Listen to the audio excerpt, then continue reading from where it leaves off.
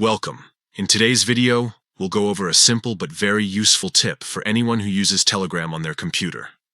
If you've noticed that Telegram automatically launches every time you start your PC, and you'd prefer to control when the app opens, there's now an easy way to change that in the latest update. Let's walk through the exact steps together so you can stop Telegram from running at startup. First, begin by opening the Telegram app on your computer. Once the app is open, look towards the upper left-hand corner of the screen. You'll see 3 horizontal lines stacked on top of each other. This is often referred to as the main menu button. Go ahead and click on it to bring up the menu. From the menu, find and select Settings. This is where you'll go to adjust most of your preferences inside the app. Inside Settings, scroll down a little until you see the option labeled Advanced.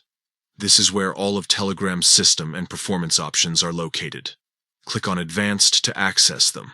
Now, under the Advanced section, look for the part called System Integration. Within this area, you should see a checkbox that says Launch Telegram when system starts. By default, this option might already be turned on, which is why you keep seeing the app load every time you restart your computer. To prevent that from happening, simply uncheck the box next to Launch Telegram when system starts. Once you do this, Telegram will no longer automatically open whenever your computer boots up. From now on, you'll have full control, and you can launch the app only when you actually need it. This small adjustment can really help improve your startup time and keep your background apps more organized. It's a quick change, but it makes a noticeable difference, especially if you like keeping your desktop sessions as clean and efficient as possible.